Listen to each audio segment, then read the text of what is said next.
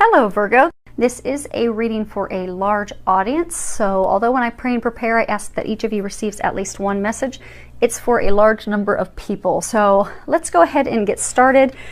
Pulled some cards from Sandra Ann Taylor's Energy Oracle deck and pulled from a few of Doreen Virtue's decks, her magical messages from the fairies, saints and angels, and the romance angels. I did pray over the cards, shuffled them, and went ahead and laid them out to speed things up in order to expedite the readings for everyone.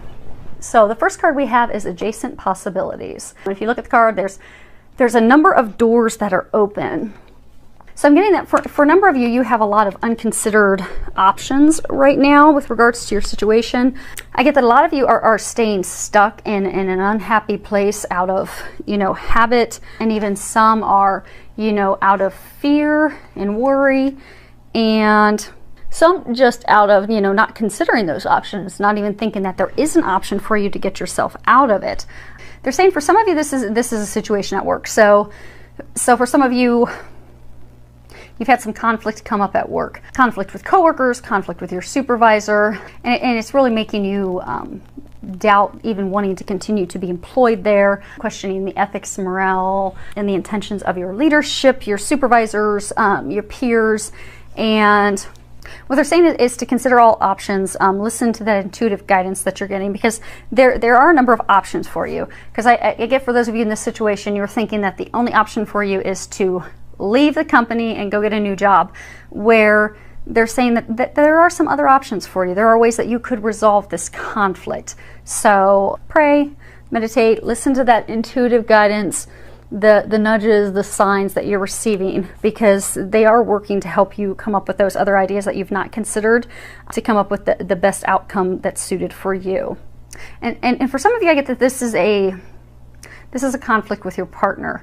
They're saying that there's been an argument over something fairly big, and there's been difficulty coming to a compromise that's mutually beneficial.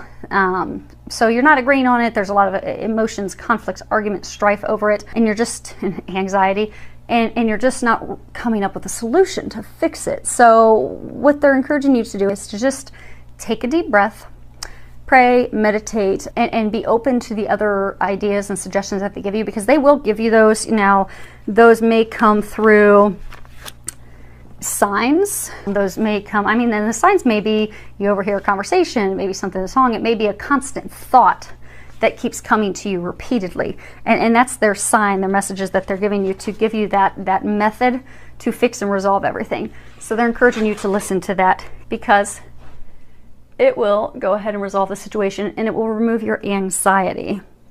Because if you look here, you can see this girl. She's in great discomfort. She's very worried, very stressed out, withdrawn from the world. So I get for a number of you, it's related to these situations at work with your partner, your spouse, your significant other, where you're so worried and stressed you've just totally withdrawn.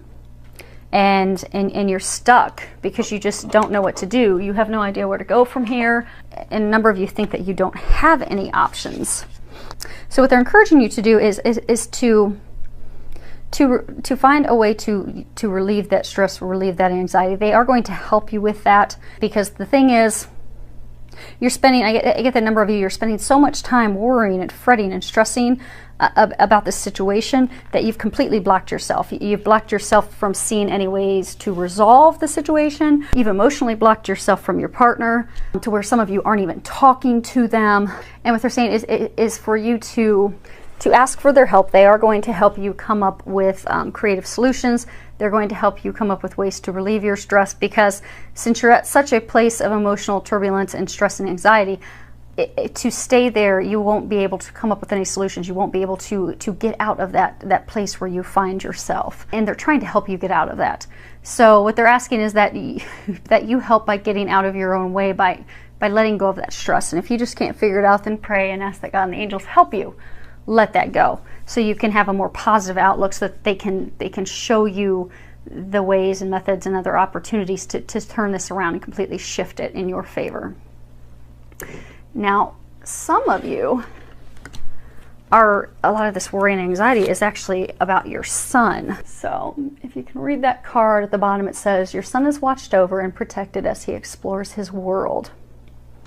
So I get that a number of you are worried about your son, and he's an adult. He's older. You've really been worried about him. You felt that something's wrong. You've been wanting to help and reach out to him, but you don't know how. But you keep having this intuitive nudge and feeling and stuff that keeps coming up, and you're like, okay, do I act on it? Do I check with him? Do I see how things are going? And they're wanting you to know that you can trust that intuitive guidance, that intuitive information that you're getting, to take that action for your son, because you're getting it for a reason.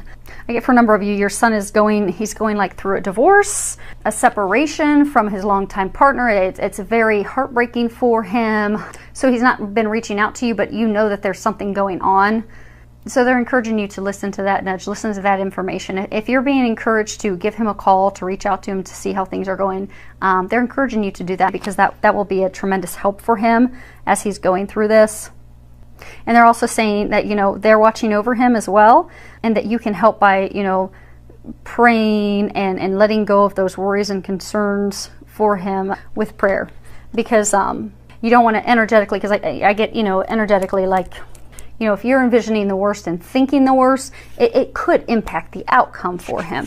So release that, let go, let God, ask that they help him and guide you on what you can do to help him in his situation. And it is going to come out in his favor. What's best for him and her as well. So this row down here is about love. And the first card that we have is, stay optimistic about your love life. Positive thinking and faith will bring you romance. So, we influence the outcome, just like, we were discussing the sun and, your thoughts and your beliefs, how that will impact things. It is true law of attraction. The things that we think and the things that we believe, they do manifest. So I'm getting right now, a number of you are having your love life negatively affected because of your worry, your complaining, your doubt, your negative thinking. So they're encouraging you to go ahead and shift your perspective, to shift into a place of optimism, being positive, romantic hopes, trusting, knowing that things are going to turn out for the better. Excuse me. Because you really are impacting your love life. So for those of you that, are in the marriage and it's been or in the long-term relationship that's been very stressed for a long time, I get that you're to the point where you're just so frustrated and wondering, is this ever going to shift and turn around for the better? Am I going to be stuck in this unhappiness, this argumentative state for forever? And that's why you continue to be in that state. So they're encouraging you to shift to your perspective, to be of faith in knowing that, okay, things are turning the corner now. Things are going to get better now. We're going to start to enjoy each other again. That spark's going to be reignited. We're going to be connecting again and loving each other again. Because by shifting that perspective and being positive and optimistic about it, you will notice a shift and a change. And you'll also notice yourself wanting to do things for your partner. Because like right now, I get a number of you at a state, you don't want to do anything for them. You don't want to have anything to do with them. You don't want to see them. You don't want to talk to them. You're just over it. So when you shift your perspective and you shift to a more optimistic, positive place, you'll be a little more open to buying them flowers, to taking them out on a date, to doing something kind for them. And it all begins with a shift in your perspective, shifting to something positive.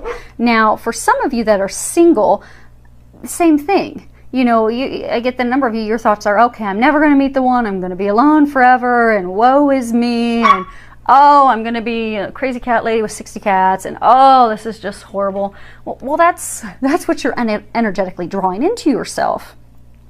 Same thing. Shift your thoughts. Shift your thoughts to knowing, oh, I am going to meet the perfect partner. I am going to meet my soulmate. I'm going to meet the love bug of my life. And that's what will happen. And for some of you, do a visualization board, do a list, and let go and let God know that it's going to come true. Now, when you do your visualization board, don't go into a ton of detail like this let go of control issues. When you do your list of, okay, here's the things I desire in a mate. Don't go into a ton of detail saying, okay, she's got to be 5'2". She's got to have blonde hair, double D chest, green eyes. She has to have the voice of an opera singer. She has to have this type of career field, because what you're doing is you're pushing out the perfect mate, the perfect partner that they have for you. Instead, when you're putting, it's good to put a list together of here's the things that I desire in a mate, but don't get so detailed that perfect divine other half, the best partner for you is blocked out, because that's not the detailed list that you had. So good to have expectations, put a list together, just don't try to control every little aspect, because then you'll also be blocking yourself from bringing in that mate, that partner that you desire. So they are trying to encourage you to do that. So let's see here. The other piece with the letting go of your control issues. I'll raise this up, see if you can read the bottom of it. Allow this situation to unfold naturally. And that's tied for those of you that are trying to control every little aspect, but also for some of you, so, things aren't going so well. And, maybe when he came home from work, he helped you, make dinner for the kids and clean up the house, but he didn't bring you flowers. You wanted him to bring you flowers for the argument that the two of you had the night before. So since he didn't bring you flowers, well, you're furious. So they're saying, don't throw the baby out with the bathwater. He's making an effort. He's trying. It's not exactly what you envisioned, but he's making an effort. So just let the situation unfold and be thankful for the things that he does, and vice versa. If you're a guy and you've had an argument with your lady and she comes home and she does something, it's, be thankful for the things that are being done, and don't let yourself block improving that love, that relationship, that partnership, because it's not exactly how you envisioned. Or for those of you that are single, because it's not the exact person in this uber detail of exactly what you're wanting in the person, because sometimes your prayers are answered differently than we envision. And if we let go of control, we let go and we let God, and we just let it unfold in its divine, perfect way, we will, most of the time, 99.999%, realize it's so much better than what we could have ever envisioned anyhow. So they're encouraging you to let go. And the last card, this is a card I was asking them, how can you improve your love life? And the card Move came up. So what they're saying is you can improve your love life. You can bring that spark back. You can bring that joy, that bliss, that connection back by moving your body, by doing something. Go dancing together. Go and exercise. Go hiking together. Go enjoy the outdoors. Do an outdoor sport. Go play volleyball. Play tennis together. Just go play. Go and have fun together, because that's going to shift your mood. It's going to shift their mood. It's going to get you into more of a positive place, which ultimately will get you in more of an open, loving place where you're receptive to love. You're receptive to that connection. You're receptive to each other, which will help shift things for you. So many thanks to all of you for subscribing to my channel. Thank you for all of your comments. I do love reading them and hearing from you. Filled with a lot of love, joy, and blessings.